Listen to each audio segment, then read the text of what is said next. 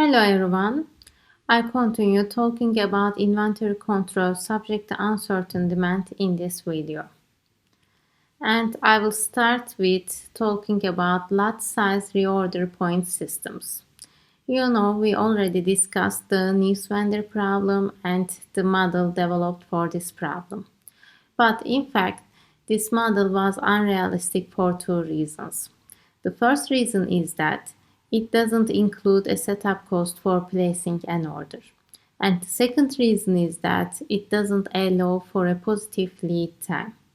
However, in most real-life systems, there is a setup cost and also a lead time. Now, we will discuss models that both include a setup cost and also lead time. And these models are used much more often in practice.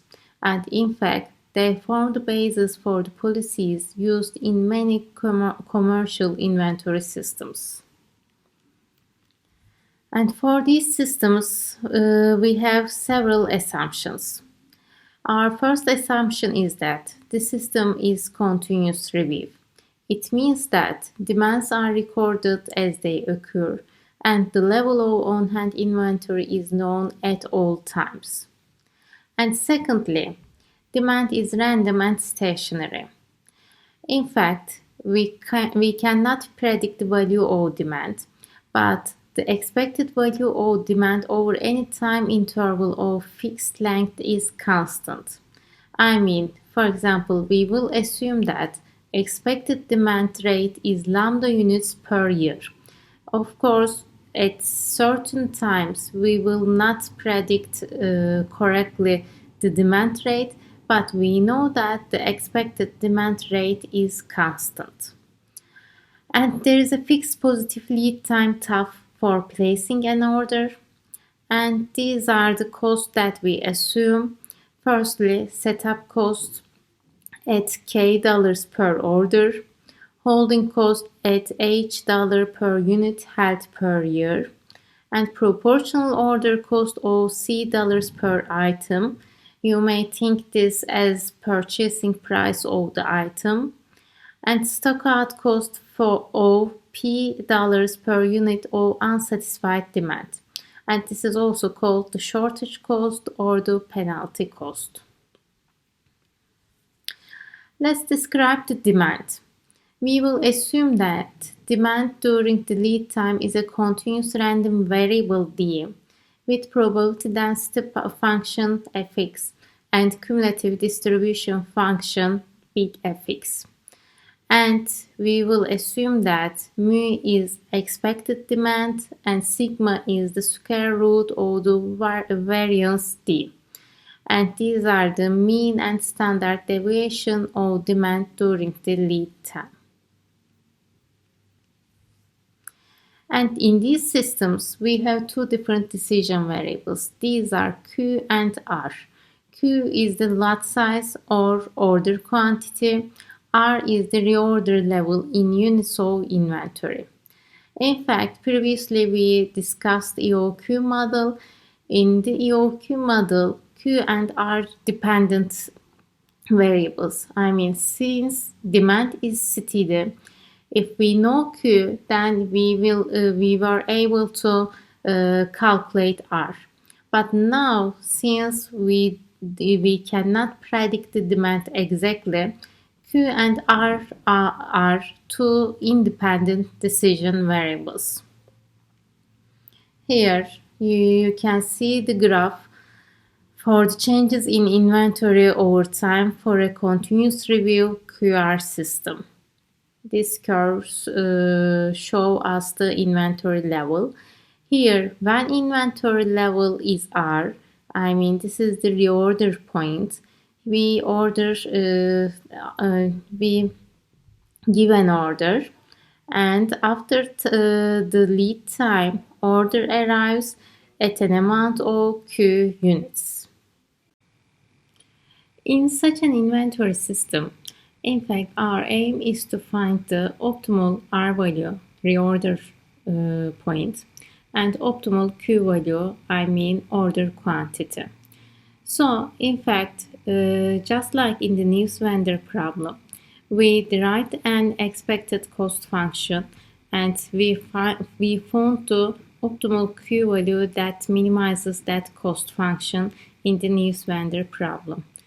Now again, we will derive a cost function in terms of R and Q, and we will try to find the optimal values of R and Q so that we minimize that function. To create that expected cost function, let's think what kinds of cost do we have. We have holding cost, setup cost, penalty cost, and proportional ordering cost component. I will explain these one by one, and let's start from the last one, proportional ordering cost component. In fact, we can think this cost as the purchasing price. As I mentioned before, even demand is stochastic. I mean, at certain times we are not able to predict the demand exactly, but we assume that the expected demand is constant in a certain amount of time. For example, we assume that yearly demand is lambda. So, in fact, since C is the purchasing price, the total cost of purchasing items is lambda multiplied with C. So, as you can see, this cost doesn't depend on the values of Q and R. For that reason, we will ignore the proportional ordering cost component. We will not include proportional ordering cost component into the cost function, but we will include these three different kinds of cost into the cost function that are holding cost, setup cost, and penalty cost. Let's talk about the holding cost now. At this point, I will introduce you safety stock. We will show this safety stock with small s. Safety stock is defined as the expected level of on-hand inventory just before an order arrives. And you know the order quantity is Q, so we know that the expected inventory level varies linearly between S and Q plus S.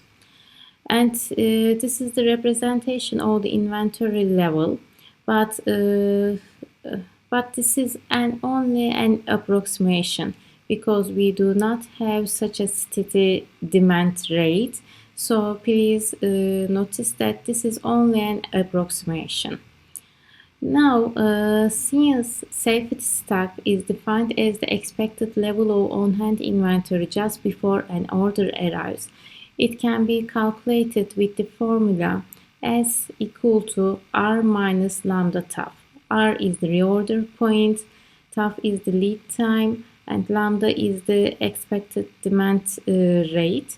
So we subtract this lambda TAF from the reorder point and obtain this safety stock. And now to be able to calculate the holding cost, of course, we should firstly know the expected inventory level. We have S, we always have S in the inventory level, the safety stock. Moreover, the expected inventory level here is Q over 2, just like in the EOQ model. So when we insert the formulation of S into this formula, we obtain the expected inventory level as R minus lambda TAF plus Q over 2. This is the expected inventory level. Of course, to calculate the holding cost, we will multiply this inventory level with H, with the holding cost. And now, secondly, setup cost. As I mentioned before, we know that demand is stochastic. I mean, at certain times we cannot predict the demand exactly, but we have an assumption that the expected demand is constant in a certain amount of time, for example, a year. I mean, we assume that, for example, the demand is lambda in a year. So, since we know that expected demand rate is constant, so also we can calculate the number of times that we give the order, because Q is the order quantity. If we divide lambda with Q, we in fact calculate the number of orders that we give, and for each order we have a setup cost of K. So we multiply K with the number of orders we give, and we calculate the setup cost with this formula, K multiplied with lambda divided by Q. And now the penalty cost. We have a penalty cost when we cannot meet the demand, and the number of units of excess demand is simply the amount by which the demand over the lead time D exceeds the reorder level R. It follows that the expected number of shortages that occur in one cycle is given by the expression. In fact, this expression is very similar to the expression that we used in the Neves-Vander model. In the Neves-Vander model, we assumed that there is no lead time, so when we give the order, we immediately got the order in an amount of Q. So in that case, instead of R, we were using Q. Here, we will use R, and this is the expected number of shortages, and we will define it as an R.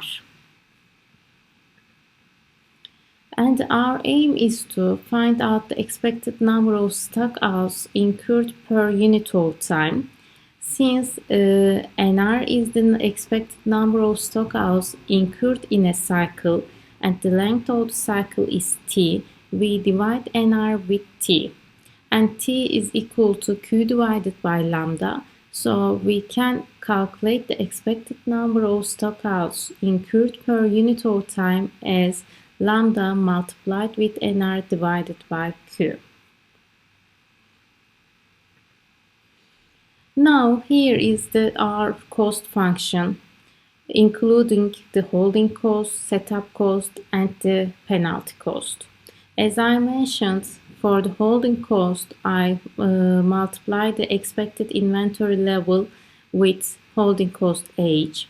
And here is our setup cost, K multiplied with the number of orders that we give.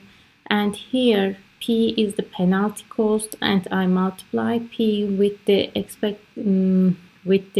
expected number of stock hours incurred per unit time. So now our aim is to find the values of Q and R in such a way that we will minimize this cost function. So what we have to do is that we will take the derivative of this cost function with respect to Q and also with respect to R, and make them equal to 0, and find out expressions for R and Q. Let's check what will happen when we take the derivative of this expression with respect to Q. Here, when we take the derivative with respect to Q, we obtain the second equation. And when we continue calculations, here we obtain an expression for the Q value as given in the fourth equation. And also we take the derivative of this cost function with respect to R, and we obtain such R and make it equal to 0, and we obtain such an equation given in 3. Here you can see that there is the derivative of NR, and we know that this NR is equal to this expression, and when we take the derivative of this expression, in fact it is equal to this expression. And in fact, instead of using for the derivative of NR, we insert this expression, and here we obtain such an equation to obtain the value of R. So you can see that we obtain these two expressions to obtain the values of Q and R. And now I will talk about the procedure, how we will use those two expressions to obtain the values of Q and R. In this procedure, firstly we calculate EOQ, and we will use this EOQ value as our first Q value, and we will call it as Q0. Then we will insert this Q0 into the second equation to obtain the R0 value.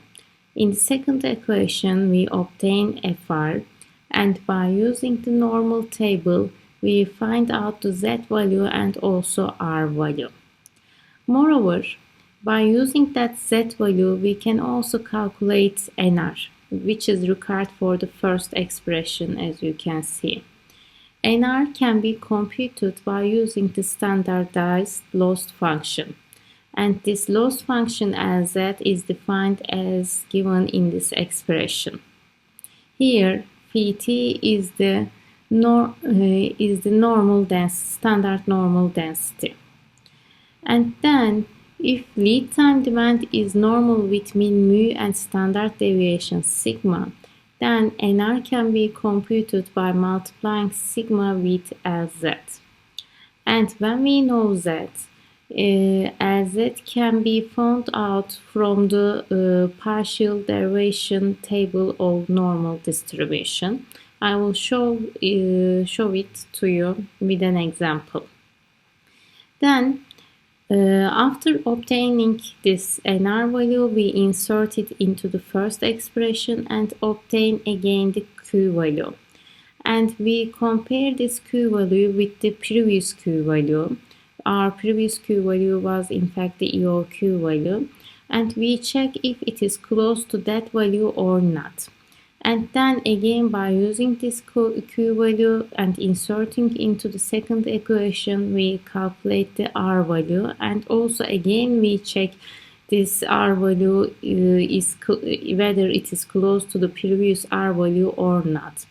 And after 2 or 3 iterations, we find out that the new Q value and R value are very close to the previous Q and R value.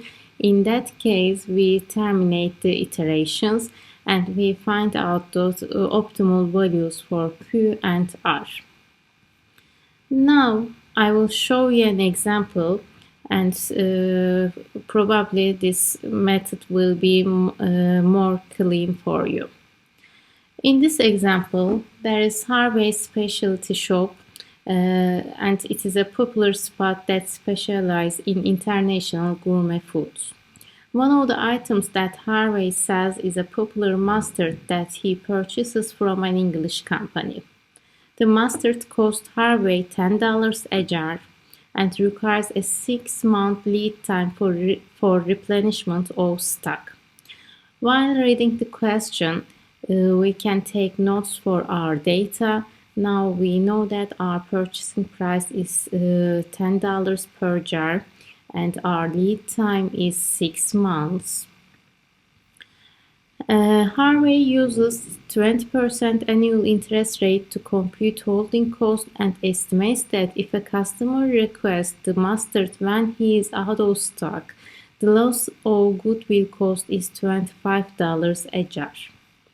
And now we know that holding cost is computed by annual interest rate, and we should multiply it with the purchasing price. So we know that the holding cost is $2 per item, and also the stock out cost, that is P, is $25. Bookkeeping expenses for placing an order amount to about $50. So our K is $50. It is the setup cost for giving an order. During the 6-month replenishment lead time, Harvey estimates that he sells an average of 100 jars, but there is substantial variation from one 6-month period to the next. He estimates that the standard deviation of demand during each 6-month period is 25. Assume that demand is described by a normal distribution. How should Harvey control the replenishment of the mustard? Now we know that demand is distributed by normal distribution and mu is 100 and sigma is 25. And in the question, it is asking to find the optimal values of the Q and R, optimal order quantity and also reorder points. Let's check the solution for this problem. As I mentioned, to start the procedure, first we have to calculate the EOQ value. Here is the EOQ formula, square root of 2k lambda divided by h. Here we need lambda. In fact, lambda is not given exactly in the problem, but in the problem it is saying that lead time is 6 months and the mean lead time demand is 100. This implies that the mean yearly demand is 200 and we assume that lambda is equal to 200. So by substituting this 200 into the EOQ formula, we obtain the EOQ as 100. We take this 100 as our first Q value, as our Q0. Now, by using this Q value, we will substitute it into the second equation and we will obtain FR. And here you can see that FR is obtained as 0.04. And by using this FR and by using the normal table, we obtain the Z value as 1.75. And we know that R is equal to sigma Z plus mu. So we obtain R as 144. Moreover, by using this Z value, we are also able to calculate NR. Firstly, we have to find LZ, and by using the partial expectations table for normal distribution, when we know the Z value, that is 175, we see that this LZ is equal to 0.0162.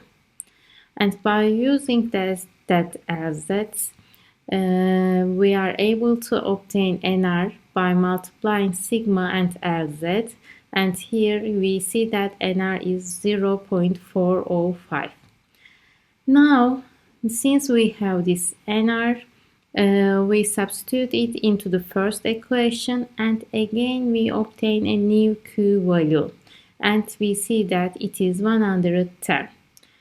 What was our previous Q value? It was 100. So when I compare them with each other, I see that they are not very close to each other and I continue my iterations. Now I have a new Q value and again I substitute this Q value into the second equation and obtain FR and 0.044. Then by using the normal table, I obtain the Z value as 1.7 and obtain a Z value again from the partial expectations table. And I again calculate R value as 143. And again by using this LZ, I calculate NR and I substitute this NR into the first equation and obtain a new Q value. And I see that it is approximately 111. And when I compare this Q value with the previous one, that was 110, I see that they are close to, with each other. And by using this 111, again with the second equation, I obtain the R value, and it is 143. And previous R value was again 143. I see that these R values are exactly the same and Q value is within 1 unit of the previous Q value. So I decide that I can terminate my computations and so the optimal values for the Q and R are obtained as 111 and 143. It means that here reorder point is 143. When my inventory level is 143, I will give an order at an amount of 111. And these are the values that minimizes my expected cost function. Let's continue with this example and calculate, for example, safety stock. Now, we all know that safety stock is R minus lambda tau, and for lambda tau we can use mu, and here reorder point is 143, and I subtract 100 from this reorder point, and I see that my safety stock is 43 jars. And secondly, let's calculate the average annual holding, setup, and penalty cost associated with the inventory control of the mustard. Let's first calculate annual holding cost. Here I know H, and here I have Q and R values, and when I substitute these values into this formula, I see that my yearly holding cost is $197. And secondly, let's calculate the setup cost. That is K lambda divided by Q, and I see that it is approximately $90 per year. And lastly, I will calculate the stock out cost with this formula, and I see that it is approximately $20 per year. And when I sum them up in the end, I see that I have a total cost of approximately $307 in the optimal policy. In the fourth part of the question, it is asking for the proportion of order cycles in which no stockouts occur. We know that stockouts occur in the lead time. In fact, this is the same as the probability that the lead time demand doesn't exceed the reorder point. I mean, it is equal to the probability that demand is less than or equal to reorder point, and it is equal to FR, and we can calculate this as 1 minus 0.044, and that is equal to 0.956. And we can say that we can conclude that there will be no stock outs in 95.6% of the order cycles. And in the last part, it is asking for the proportion of demands that are not met. In fact, we know that proportion of the demands that are not met is NR. And also, we know that the expected demand per cycle must be Q. So when we find the proportion of NR divided by Q, we obtain the proportion of demands that are not met. And for this example, it is 0.004. Another way of stating this result is that on average, 99.6% of the demands are satisfied as they occur. And this is the end of this example. Now I will continue talking about service levels in QR systems. You know, in the previous example, we had a stock out cost. We indicate this cost as P. In real life, it is really difficult to determine this stock out cost because it includes intangible components such as loss of goodwill and potential delays to other parts of the system.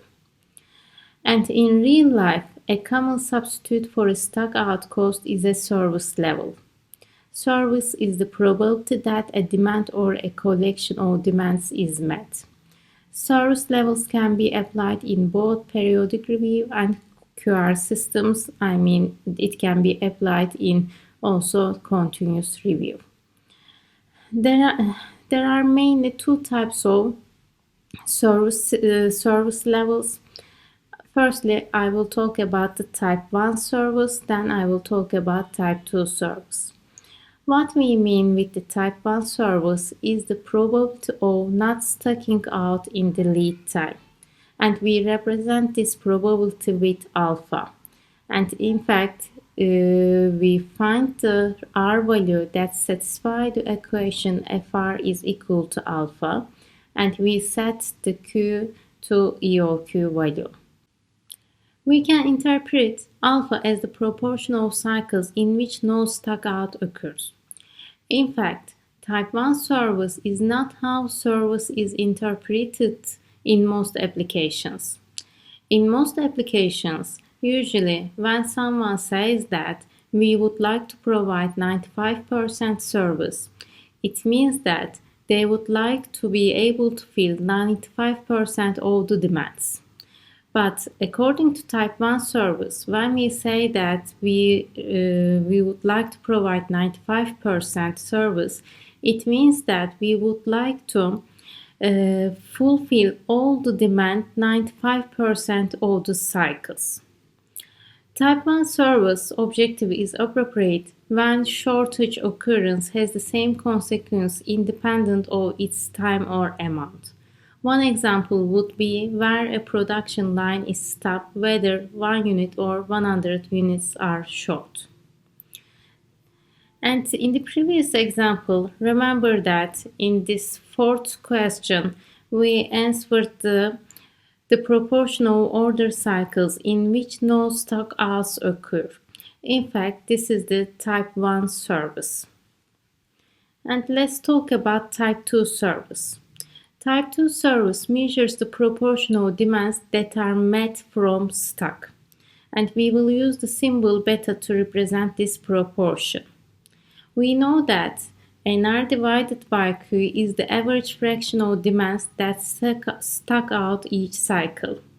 So, when we represent beta as the proportional demands that are met from stock, we can say that NR divided by Q is equal to 1 minus beta. Also, in the previous example, in part 5, we found the proportional demands that are not met. In fact, this is equal to 1 minus beta. And in fact, here EOQ is not the optimal, but it gives us good results.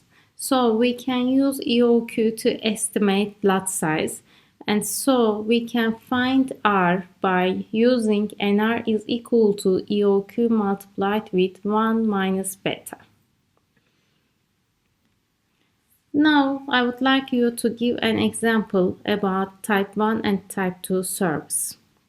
And again, we continue with the previous example. You know that in the previous example, we defined a stock out cost of $25. But now we assume that the owner of the shop feels uncomfortable with this assumption, and he decides to use a service level criterion instead. And suppose that he chooses to use 98% service objective. Firstly, we will use type 1 service, and secondly, we will use type 2 service. In the first part, when we use type 1 service, we assume that alpha is 0.98. Now, our aim is to fulfill all the demand 98% of the cycles. So here, FR is equal to 0.98, and from the normal table, we find the Z value as 2.05. And we know that R is equal to sigma multiplied with Z plus mu, and here we obtain R as 151. And when we use type 2 service, here we assume that beta is equal to 0.98. We try to fulfill 98% of the demand. Now we have to solve this equation. NR is equal to EOQ multiplied with 1 minus beta. And here this is equal to LZ equal to EOQ multiplied with 1 minus beta divided by sigma. Here we substitute EOQ as 100, and we know that beta is equal to 0.98, and we obtain LZ as 0.08. And from again using our tables, we obtain that Z value is 1.02, And we know that R is equal to sigma multiplied with Z plus mu. Here we obtain R value as 126. We can see that when we use type 1 service, we obtained R as 151. And when we use type 2 service, we obtain a different number as 126. You see that these values are considerably different. Why we obtain such different values? In the previous example, when we used the same percentage for type 1 and type 2 services, we obtained different R values. Now I will show you an example why we obtained different R values when we use the same percentage for these two different type of services. Here we have an example. We have a data. In this data we have 10 cycles, order cycles, and here is the demand for each cycle, and in this column it shows the stock outs for each cycle. And you can see that only in 2 of the periods we have stock outs. In 8 of them we met all the demand. Now let's calculate the type 1 service level. You know, type 1 service level is the percentage of the cycles that we met all the demand. So it is 8 divided by 10. In other words, it is 80%. And now let's calculate the type 2 service level. You know, type 2 service level is the percentage of the demand that we meet. So here the total demand is 1450. So the amount of demand that we cannot meet is 55. I subtract 55 from the total demand and obtain 1395. And I divide this number with the total demand and obtain roughly 96%. It means that I meet 96% of all the demand. For the same data, for these two different services, we obtained different percentages. So we should be very careful while choosing these percentages in our applications. As I mentioned before, in most real-life applications, in fact, type 2 service is used. Now, I would like to show you the optimal QR policies subject to type 2 service constraint. You know, while making our calculations for this type 2 service, we assumed that Q is equal to EOQ. Now I will show you the optimal Q and R policies. You know, we have these two equations to calculate Q and R values. Now, from the second equation, we will take P and obtain P in this way, and then we will insert this P value into the first formula. And when we insert in this P value, we obtain such Q value. And when we make some calculations, in the end we obtain such a Q value. And for the type 2 service, we use this fourth formula. And by solving these two equations again iteratively, we are able to obtain Q and R values. Let me show you an example. Again, we will use the same example, our previous example, but in this example, we will assume that we would like to meet 98% of all the demand. Now, here, first we use the EOQ value, that is 100, and R value is 126. And by using this formula, to be able to use this formula, we calculate NR and FR values. And by using that formula, we obtain Q value as 114. Then, inserting this 114 to our second formula, this formula, and here we will use beta as 0.98. We obtain the R value, and we obtain the R value as 124. And when we continue our iterations once more, and we again obtain the same values, so we decide to terminate the iterations. So the optimal Q and R values for the type 2 service level is for Q 114, for R 124. The previous values were 100 and 126. Let's calculate the total cost for these two different values and check if they are close to each other or not.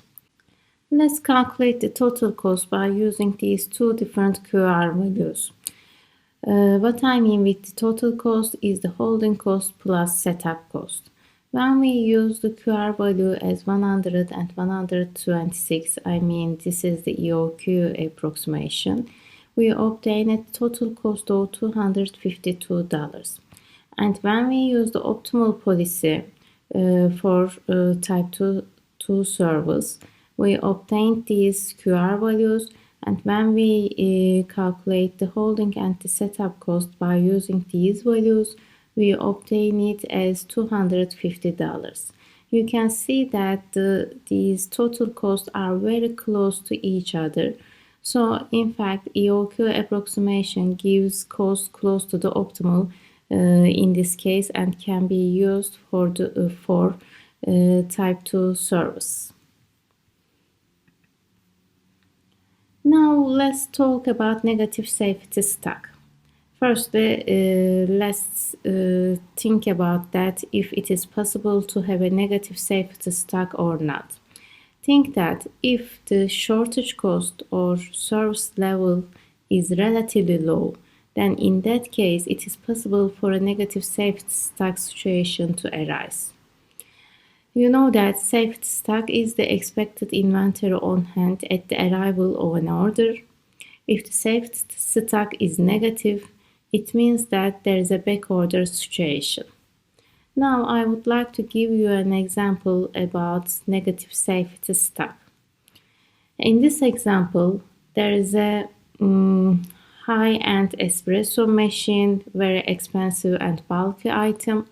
For this reason, the shop attaches a very high holding cost of $50 per year to each machine.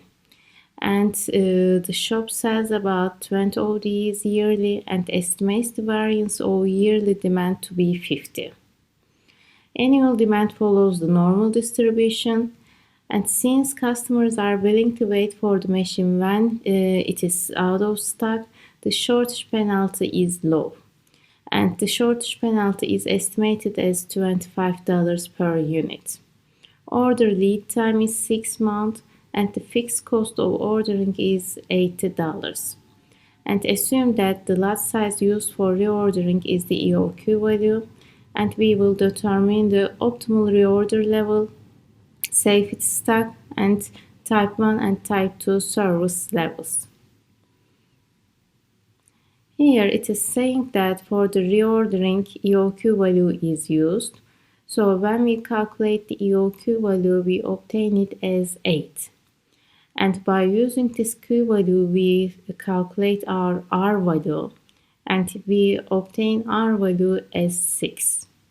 Now we will calculate the safety stock. These are the Q and R values for this problem. You know that safety stock is, R minus mu. Our reorder point is 6, and the mu for 6 months is 10. Here you see that we have a negative safety stock because this item, for this item, holding cost is high and penalty cost is low, and we expect backorder. For that reason, it is possible to have a negative safety stock. And let's calculate the type 1 service level. That's equal to FR, and it is 20%. So it means that 20% of the cycles we are able to meet all the demand, but the rest of the cycles we are not able to meet. And let's calculate the type 2 service level. And when we calculate it, we obtain approximately 41%. It means that we are able to meet 41% of the demand.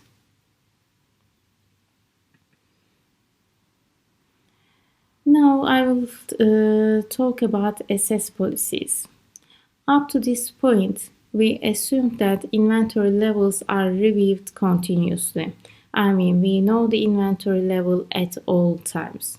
But in some systems, it may be possible that inventory levels are known only at discrete points in time. In that case, we should apply different methodologies, and I will show you the SS policy. Now I will define two different numbers, small s and big S, to use. And when the level of on-hand inventory is less than or equal to small s, an order for the difference between the inventory and big S is placed. If U is the starting inventory in any period, then according to this policy, if this beginning inventory is less than or equal to small s, we give an order at an amount of big S minus U. But when we control the inventory and if we see that that is greater than small s, then we do not give any order. So for this policy, in fact, we can use the previous methods that we discussed. Okay, I mean we can use the QR policy.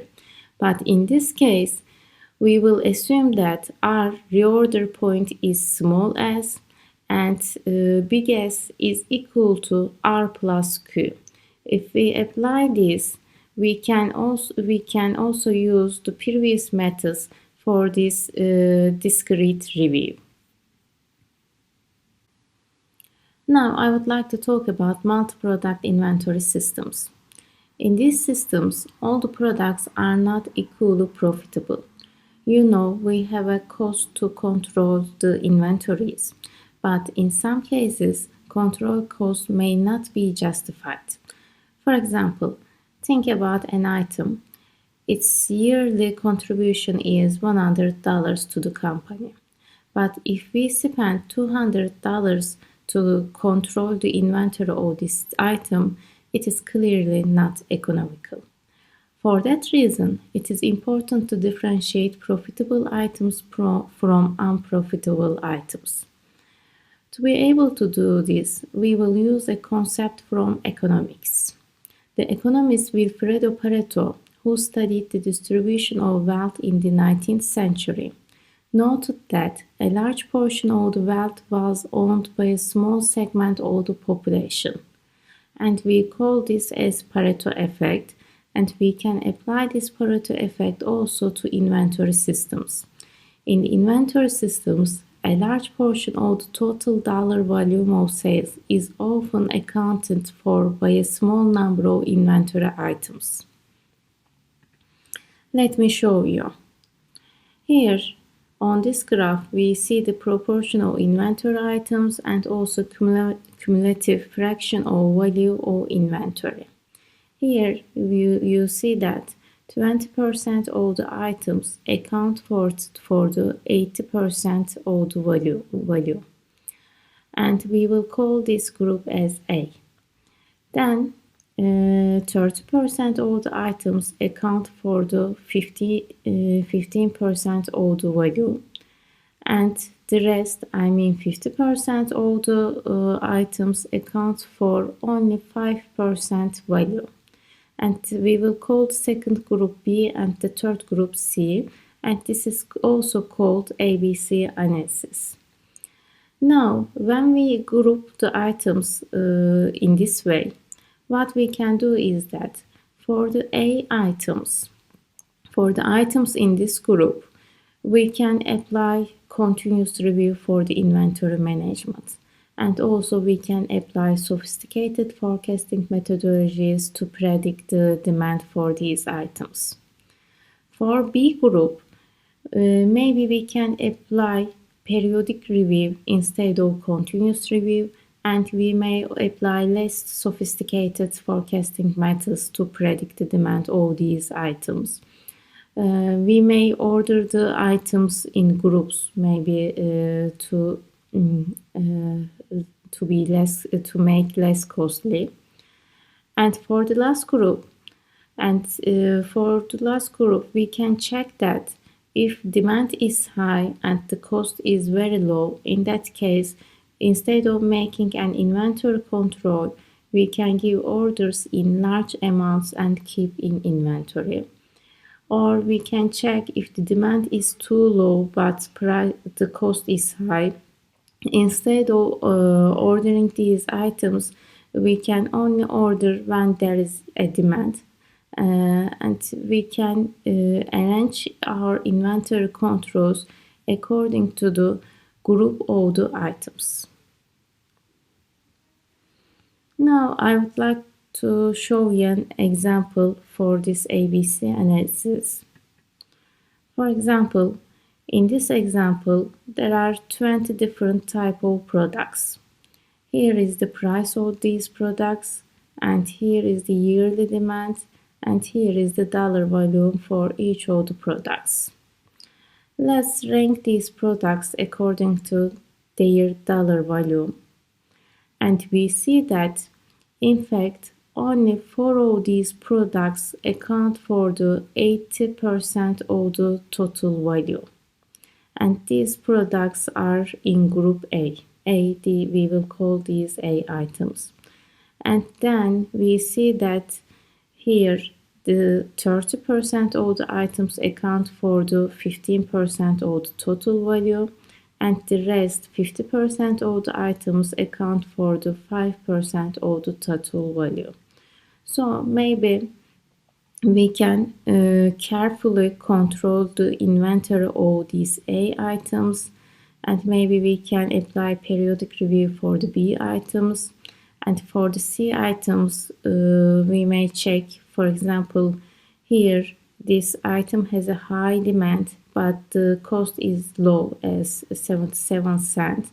So we can order this item in large amounts and keep in inventory. Or, for example, this item has a low demand, but its cost is high. So maybe instead of ordering this item, we can wait the demand and order according to the demand. Today, lastly, I will talk about exchange curves. In fact, we will make some sensitivity analysis in inventory control systems. We will check some trade-offs in these systems. You know, in our methodologies, we use some cost parameters as K, H, and P. And we assume that they are constants. But it may be also appropriate to think one or all of these cost parameters as policy variables. How? For example, we can treat the ratio K over I as a policy variable. K is the setup cost for the orders, and I is the interest rate. I is related with our holding cost. And we know that when this ratio is large, I mean when K over I is large, we know that the average investment in inventory will be greater and the number of orders will be less. And when it is small, it will be vice versa. If it is small, then the number of orders will increase and our inventory level will decrease. Here, this graph shows this in fact. Here you can see K over I, and when we increase this K over I, dollar value of average inventory increases, whereas number of orders decreases. And when we decrease this ratio, we increase the number of orders and decrease the inventory level. So you can see that there is a trade-off between dollar value of average inventory and also number of orders given. Or we can also use beta in this exchange curve. Here you can see that when beta increases, safety stock is increasing, and expected number of stock hours per year decreases.